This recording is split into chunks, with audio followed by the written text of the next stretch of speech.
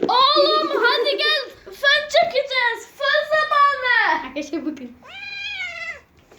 Ay oğlum gel fön zamanı.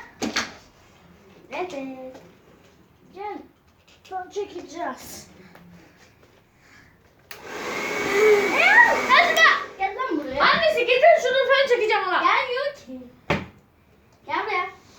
Bekle ben hemen alırım. Al onu. Gelin.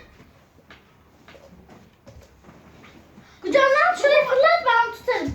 Nereye lan? Nereye? Arkaya mı gitti lan yine? Oğlum. Gel fön çek. Gel. Yoksa tükürürüm seni. Üstünü ıslatırım ha. Çıkmıyor ya. Arkadaşlar çıkmıyor. Gel lan. Aa! Kaçtım yine. Oğlum bak senin saçını falan atırım ha.